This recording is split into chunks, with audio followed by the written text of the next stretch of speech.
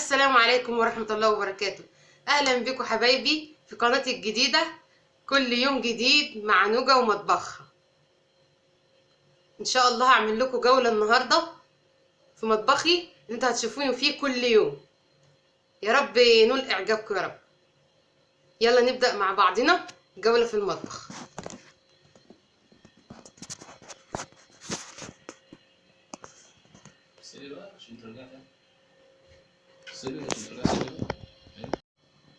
دي أول حاجة يا جماعة، دي التلاجة بتاعتي.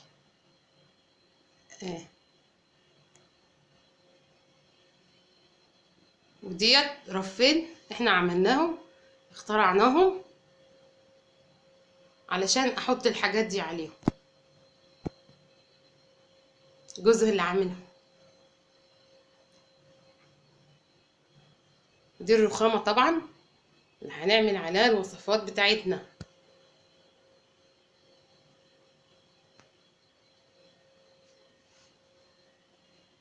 دي المطبقية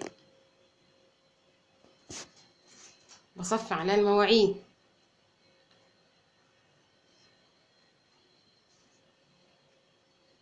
ده برضو رف احنا اللي عاملينه جديد، جوزي عملهولي عشان احط فيه التوابل، ما كانش موجود الاول، لكن احنا جددنا في المطبخ، عملنا الحاجات البسيطة دي علشان نضطر ان انا اوسع، عشان نوسع في المطبخ. ودي الرخام.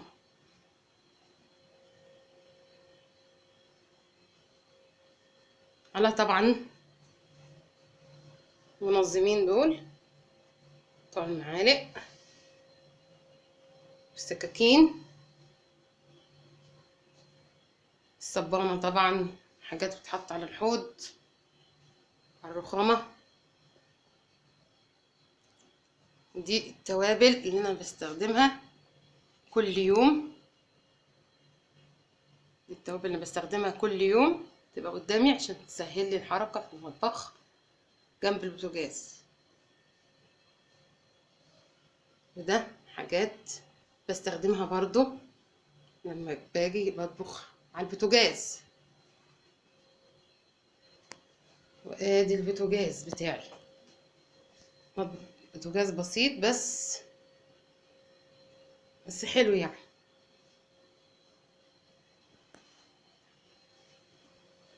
وادي القطعة ديت حاطة فيها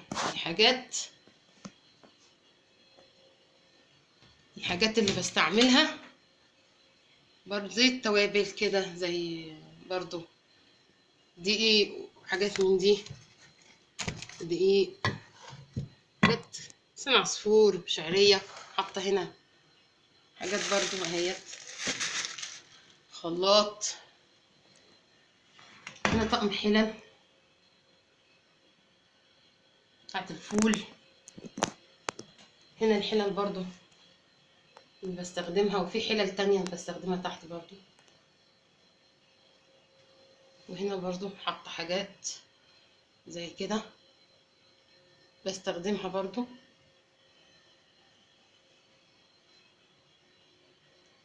الجزء ده بقى طبعا السكر، الشاي، كوبايات، حاجات المشروبات يعني.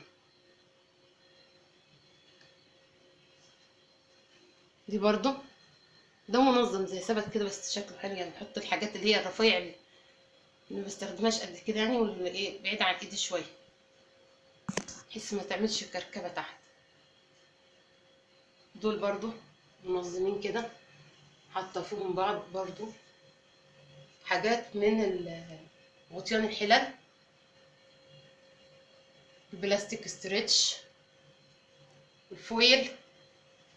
وده دولاب خزين، دولاب خزين.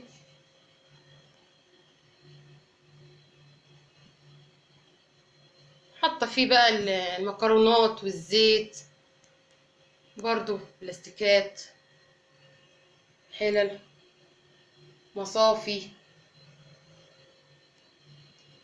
دي برضو قطع كده عليها رخامة اهيت هنا رخامة، بس محطها هنا جنبي في المطبخ، استخدم عليها كل حاجة برضو، عليها خلاط، حد يقعد معايا في المطبخ كده يعني. ده كرسي برضو اي حد يستريح عليه، يكون حد معايا في المطبخ. طبعا الانبوبة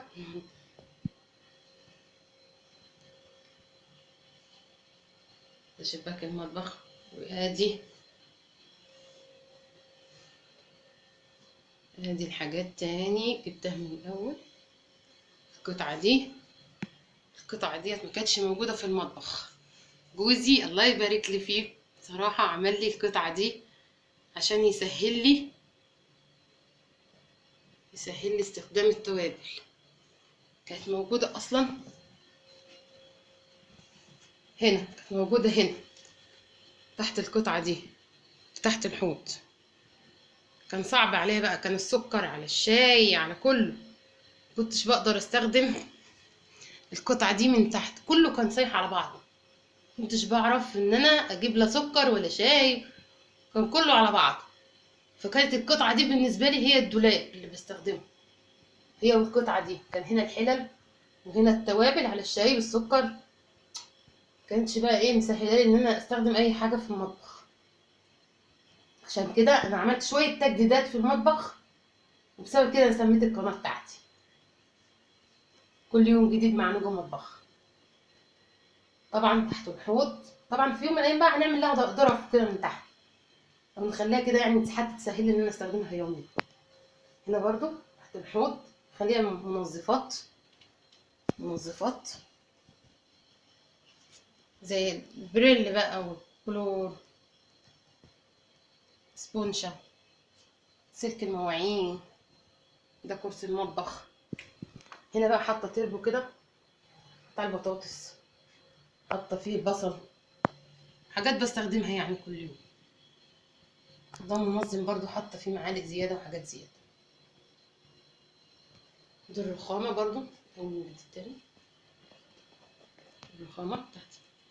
ودي المطبقيه بقى، والرفين الحلوين دول اللي جوزي عملهم لي بصراحه، ده منظر حلو. اي حاجه تحط عليها ممكن استخدمه اي حاجه يعني، ممكن نستخدم اكتر من رف كده في المطبخ. يعني اللي ما عندهوش قطع زي اللي عند دي، او مش معلق قطع كده،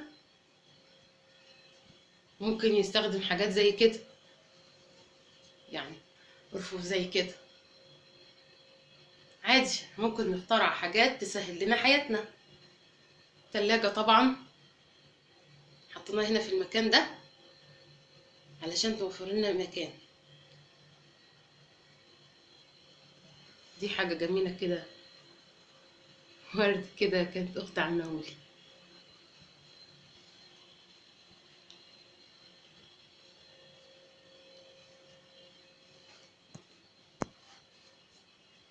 او هنا كمان ظهرت اهي في الفيديو، دي هنا بنتي ظهرت في الفيديو، بتحب المطبخ، بتحب تدخل دايما معايا، وعايزه تطبخ وعايزه تغسل مواعين، وهي لسه صغيره، هي عندها 8 سنين دلوقتي، عايزه تطبخ وتعمل كل حاجه معايا. ايه يا هنا؟ ويا ريت تضغطوا اللايك والسبسكرايب على طول كده مش هما نخلص، والكومنتات مش هما والشير مش هما نخلص يعني. برضو عشان خاطر ما ينسوش. لا مش هينسوا، محدش هينسى. اللي هيعجبه المطبخ هيشترك معانا وينزل في التعليقات ويقول ايه رأيه في المطبخ بتاعي، وان شاء الله ان شاء الله انال اعجابكم باذن الله، وتشجعوني ان شاء الله، واللي اعمله ان شاء الله من وصفات ينول اعجابكم باذن الله. طبعا احنا مش هعلم حد، كل الناس متعلمه الحمد لله يعني، بس احنا بندي افكار لبعضينا، احنا بندي افكار لبعضينا، واللي عنده فكره برضو يقولها لي، واي حد شاف حاجه مثلا كده يقول لي عليها مثلا اعدلها. اي حاجه عايزه تتنظم له فكره في حاجه يقول لي برضو. اي حد هيدخل عندي في التعليقات يقول لي. انا عايزه اكون صداقات، احنا عندنا افكار كل واحد ده للتاني، مش عشان نعلم بعض، الحمد لله احنا الستات كلها تقريبا كلها 100% يعني متعلمين كل حاجه، بس احنا بناخد افكار من بعضينا جديده كل يوم جديد، بنجدد في حياتنا، لان التجديد مهم، لان التجديد مهم في كل حاجه. انا اخرى برضو عملت شويه تجديدات كده في المطبخ، علشان الواحد كان حاسس ان هو حاسس باكتئاب،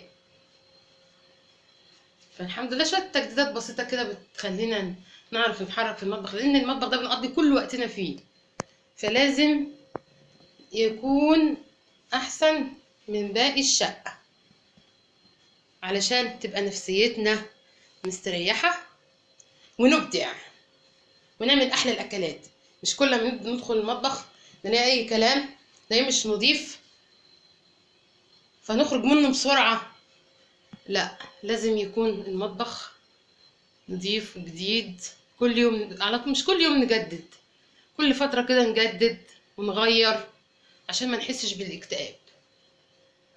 انا عملت شويه تجديدات في المطبخ، ان شاء الله ان شاء الله كلكم تقولوا لي ايه رايكم فيها، مستنيه تعليقاتكم، انا زي اختكم مستنيه تعليقاتكم وتقولوا لي ايه رايكم في مطبخي كاصدقاء ومتابعين.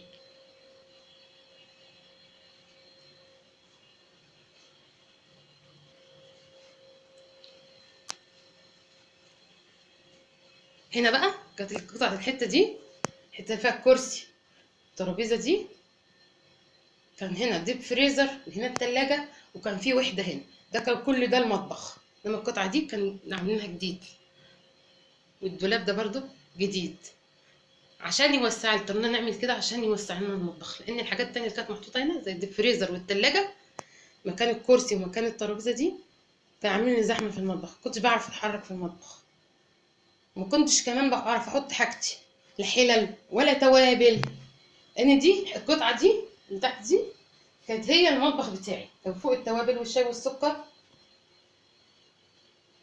ودي كنت بحط فيها الحلل البلاستيكات، ما كانتش طبعا القطعتين دول اللي تحت الحوض دول ما كانوش بيكفوا اي حاجه، دول طبعا كنت بستخدم منظفات طبعا، باسكت كمامه يعني، دي برضه كنت حاطه فيها تربو بس كان المطبخ ضيق، ده كان كل المطبخ بتاعي. طبعا احنا لما غيرنا بقى عملنا القطعتين دول، القطعه الطويله دي واللي فوق دي، بس طبعا اتكسر الازاز ده، يا سبحان الله، ده اول يوم وده اول يوم، بنتي اتعورت كمان في قورتها بسبب الازاز ده، الحمد لله اول ما ركبناه. علشان كده القطعتين دول من غير ازاز، دول كنا هنسيبهم فاضيين، دول اللي فضلوا من الازاز بتاعهم، بخاف بقى من ساعه ما وقعوا انا بخاف اجي ناحيتهم خالص. خليت بقى كل الحاجات اللي بستعملها هنا زي التوابل،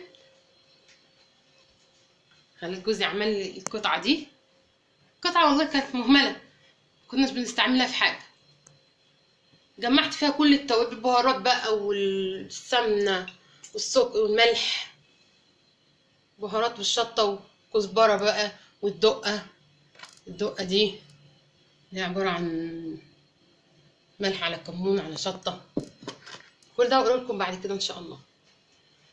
فخدت ركن كده بسيط، لكن ايه جمعت لي كل حاجه، جددت يعني، لاننا محتاجين نجدد كل يوم بالذات في المطبخ، احنا بنقضي كل الوقت بتاعنا في المطبخ، فلازم عشان نفسيتنا تبقى مستريحه، بغض النظر بقى عن الحر اللي احنا فيه اليومين دول، هيجيلنا الشتاء وكده يعني، فلازم كمان لازم يكون متنظم عشان نقعد بقى براحتنا في المطبخ ونبدع ونعمل الحاجات اللي الولادنا بيحبوها. طبعا الحاجات اللي انتوا هتشوفوها ديت ان شاء الله تشوفوها على طول في مطبخي كل يوم جديد مع نوجة ومطبخها. انزلوا في التعليقات تقولوا لي رايكم، ولو في تغيير او اي حاجه انتوا شايفينه اعملوه، عايزه اخد رايكم كاصدقاء. اهو الارض ما بحبش افرش حاجه في الارض، بس حتى المشايه بس دي كده عشان لو كان في ميه بس في الارض عشان يبقى سهل ليا التنظيف. دي صواني بقى بستخدمها كل يوم،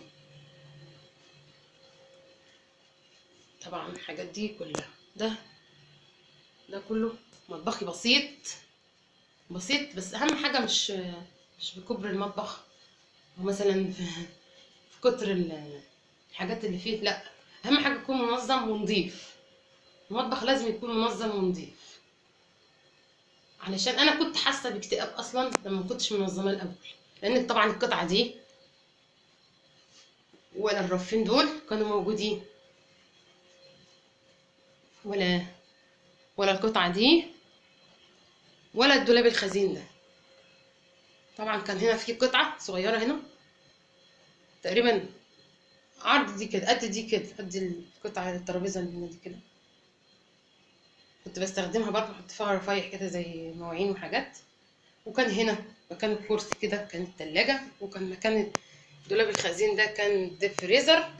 كانوا الاتنين كل دول كانوا واخدين نص المطبخ، ما بعرفش اتحرك في المطبخ. فطبعا لما احنا جاي طلعنا الديب فريزر بره في الصاله، حطينا التلاجة هنا، وسعنا المطبخ طبعا بقى منظم اكتر. وخصوصا ان انا لميت كل حاجاتي، لان كل حاجاتي كانت طبعا كلها في النيش بره، معرفش استخدم حاجات. كوبايات كانت بره في النيش، اكتر كوبايات كانت في النيش. الكوبايات دي كمان لما كان بيجي لي ضيوف اضطر نطلع من الصاله بره عشان اجيب كوبايات، جبتها هنا. طبعا حاجات كتير حاجات كتير، القطعه ديت جمعت لي حاجات كتير. ادي كل المطبخ، كل المطبخ البسيط. طبعا مطبخي البسيط جدا جدا، بس انا حسيت ان هو وسع وبقى جميل عن الاول. لمسه بسيطه جدا بحاجات بسيطه، مكلفتناش حاجه. عشان طبعا زي ما قلت لكم المطبخ ده بنقضي اكبر وقت فيه، واكبر وقت عايز، اكبر مكان عايز التنظيف، وعايز طبعا وقت ان احنا ايه نهتم بيه. وكمان عشان بنعمل فيه اكل فلازم يكون نظيف ومرتب. فعلشان كده انا وريتكم الحاجات دي وعملت الحاجات دي. يا ريت تقولوا لي في التعليقات ايه رايكم في تنظيمي للمطبخ، ولو في حاجه قدامكم عايزه تتغير قولولي علشان اعملها واغيرها. عشان ما اطولش عليكم حبايبي، ان شاء الله اشوفكم في فيديو جديد معايا كل يوم جديد مع نوجة ومطبخ. يا رب تكون الجولة عجبتكم حبايبي، مستنية تعليقاتكم. يا ريت تشتركوا معايا في القناة عشان يوصل لكم كل فيديوهاتي. السلام عليكم ورحمة الله وبركاته.